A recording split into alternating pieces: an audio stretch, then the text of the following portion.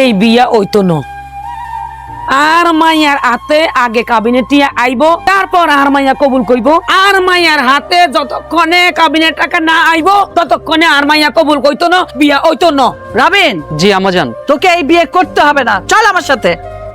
এটা কি ধরনের কথা কইতেছেন? এত ধুমধাম করে একটা আয়োজন করছি, সব মানুষ জানে আপনার ছেলের বিয়ে, সবাই অপেক্ষা করতেছে বউ দেখার জন্য। এখন যদি বউ না নিয়ে যান মানুষ কি বলবে? কপাল পোড়া, এই ছেলের বিয়ে হবে না, মান সম্মান থাকবে না, পা চাপাই যান। ম্যাডাম, ভরা মজলিসে আপনি যদি এই সমস্ত কথা কন তাহলে পরে বিষয়টা একটু কেমন হয়ে যায় না? টাকা একটা মানুষের জীবনের সব, তারা যার মাইয়ারে কত সুখে রাখবো এটা জানা হয়ে গেছে, বুঝ হয়ে গেছে। আমারও বোঝা শেষ। আমি আমার ছেলেকে বারবার বুঝিয়েছিলাম যে ভালোবাসা করবি, দেখে শুনে ভালোবাসা করবি। এখন বোঝ, বিয়ে করবি তো কর। এখন বুঝলাম ওদের কাছে ভালোবাসার কোনো দাম নেই, ওদের কাছে আছে টাকার দাম। টাকা, ওরা ভালোবাসা চেনে না, টাকাই চেনে। বুঝলে? এবার শুকনা কথা সিনা বিস্তন, টিয়া লাগবো, টিয়া টিয়া দেন তারপরে কবুল হইব। দুলাল, জি। যা টাকা নিয়ে আয়। না না পা, টাকার মালা আপনি আসার আগে বলছিলেন টাকা লাগবে, আমি ওই সময় টাকা দিয়ে মালা করে রাখছিলাম। টাকার মালা বইয়ের গলায় পরাই দেন। আপনারা সবাই ভালো করে শুনে রাখুন, আপনি কিন্তু বিয়ে আপনার মেয়েকে আমার ছেলের সাথে দিলেন না। কার সাথে দিলেন? টাকার সাথে বিয়ে। থামো থামো থামো থামো, আর এক পাও এগোবে না, ঘরের ভিতর যাবে না।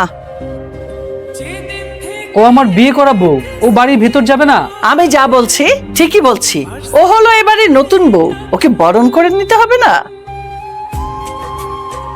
আপনি কি করছেন? আমি তো কিছুই বুঝতে পারছি না। তোমাকে কিছুই বুঝতে হবে না, আমি যা করছি তুমি শুধু দাঁড়িয়ে দাঁড়িয়ে দেখো। খাও বলছি। এটা হলো মিষ্টি, মিষ্টি খাও। আকরো আকরো আকরো খাও। কোনো কথা না, আজকের পর থেকে ও যতদিন এই বাড়িতে থাকবে ওর খাবার হলো এই টাকা। মতে জি ম্যাডাম।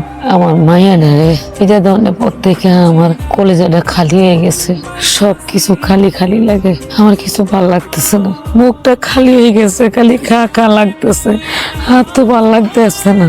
হ্যাঁ ম্যাডাম, আমারও খুব খারাপ লাগতেছে, পুরো বাড়িটা ফাঁকা ফাঁকা লাগতেছে।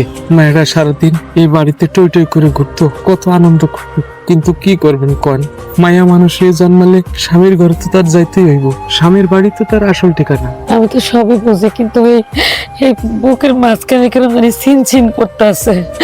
আমার মনে হয় যে আমার দুনিয়াটা অন্ধকার, আমার কিচ্ছু নেই, আমি সব হারিয়ে ফেলছি। এই মতি, আমার মায়ের ঠিকঠাক মতো খানা দানা দিব তো, আদর যত্ন করবো তো? দিব। মতি চল আমরা যাই একটু দেখি, গাড়িটা বাইর কর।